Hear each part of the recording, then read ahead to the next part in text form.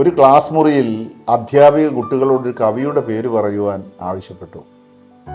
ഒരു നിമിഷം പോലും ആലോചിക്കാതെ ഒരു കുട്ടി ചാടി എഴുന്നേറ്റ് പറഞ്ഞു, OS ഉണ്ണികൃഷ്ണൻ. ടീച്ചർ ഒന്ന് പുഞ്ചിരിച്ചു. കാരണം ടീച്ചറിൻ്റെ മനസ്സിൽ അങ്ങനെ ഒരു പേരേ ഉണ്ടായിരുന്നില്ല. പക്ഷെ ടീച്ചറിന് അറിയാമായിരുന്നു ഈ OS ഉണ്ണികൃഷ്ണൻ എന്ന വിദ്വാൻ ഒരര കവിയാകാൻ ആത്മാർത്ഥമായി ശ്രമിച്ചുകൊണ്ടിരിക്കുന്ന ആളാണ്.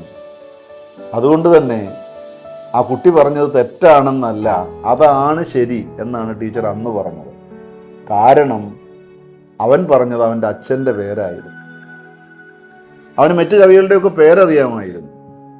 എന്നിട്ടും ആ ചോദ്യം കേട്ട നിമിഷം അവൻ ആദ്യം ഓർമ്മ വന്നത് അവൻ്റെ അച്ഛനെയാണ്. ഇന്നലെ എൻ്റെ മകന് ജന്മദിനാശംസ അറിയിച്ചുകൊണ്ട് ഞാനിട്ട പോസ്റ്റിന് താഴെ അവൻ്റെ മാത്രമല്ല, പരിചയപ്പെടുന്ന ഏതൊരാളിൻ്റെയും ഹൃദയത്തിൽ സ്വന്തം എന്ന സ്ഥാനം ഉറപ്പിക്കുന്ന പ്രിയ ടീച്ചർ എഴുതിയ കമൻ്റ് ഇതായിരുന്നു: ജന്മദിനാശംസകൾ, ദൈവം അനുഗ്രഹിക്കട്ടെ. മലയാളത്തിലെ ഒരു കവിയുടെ പേര് പറയുവാൻ ആവശ്യപ്പെട്ടപ്പോൾ എൻ്റെ അച്ഛൻ എന്ന് നീ മറുപടി പറഞ്ഞത് ഓർക്കുന്നു. നിൻ്റെ ജീവിതത്തിൽ അച്ഛനും അമ്മയും എന്നും ഒന്നാമതാകട്ടെ. പ്രിയമുള്ളവരെ, ഈ സംഭവത്തിൽ ഒളിഞ്ഞിരിക്കുന്നത് ഒരു കുട്ടിയുടെ മറുപടി മാത്രമല്ല, മനഃശാസ്ത്രത്തിലെ വളരെ മനോഹരമായ ഒരു സത്യം കൂടിയാണ്. അതിന് പറയുന്ന പേരാണ് ഇമോഷണൽ സാലിയൻസ്.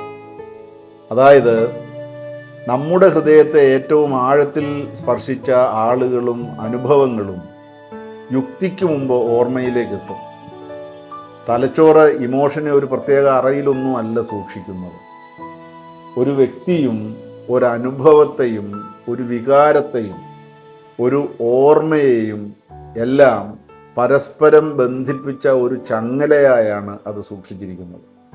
കുട്ടി അച്ഛനോടൊപ്പം കവിത കേട്ടിട്ടുണ്ടാവാം, അച്ഛനെ വേദിയിൽ കണ്ടിട്ടുണ്ടാകാം, അച്ഛൻ്റെ കവിത ചൊല്ലിക്കേട്ടപ്പോൾ അവന് അഭിമാനം തോന്നിയിട്ടുണ്ടാവാം, അച്ഛനിൽ നിന്ന് സ്നേഹവും സുരക്ഷിതത്വവും അനുഭവിച്ചിട്ടുണ്ടാവാം. അപ്പോൾ അവൻ്റെ തലച്ചോറിൽ അച്ഛൻ, സ്നേഹം, അഭിമാനം, കവിത എന്ന ക്രമത്തിൽ ഒരു ബന്ധം രൂപപ്പെടുന്നു. ഈ ബന്ധങ്ങൾ വീണ്ടും വീണ്ടും ശക്തമാകുമ്പോൾ ഇതിലേതെങ്കിലും ഒരു വാക്കു മാത്രം കേട്ടാലും ആ ചങ്ങല മുഴുവൻ ഒരുമിച്ച് സജീവമാകും. അതുകൊണ്ടാണ് മറ്റാരുടെയും പേര് ഓർക്കുന്നതിന് മുമ്പ് അവൻ്റെ മനസ്സിലേക്ക് അവൻ്റെ അച്ഛൻ്റെ പേര് കടന്നു വന്നത്. നമ്മുടെ തലച്ചോർ ഒരു ലൈബ്രറി അല്ല, ഒരു ചിലന്തിവലയാണ്. ഒരു നൂൽ തൊട്ടാൽ അതുമായി ബന്ധപ്പെട്ട എല്ലാ നൂലുകളും ചലിക്കും.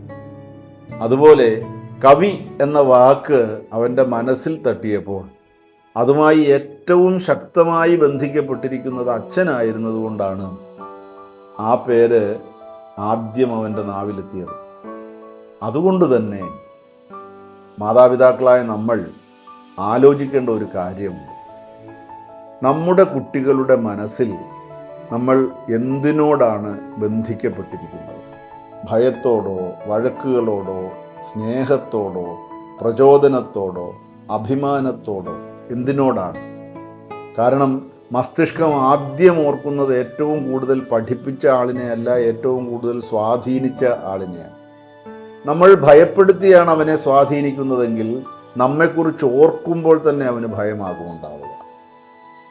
ഭയം എപ്പോഴും അകന്നു നിൽക്കുവാൻ പ്രേരിപ്പിക്കുന്ന വികാരമാണ്.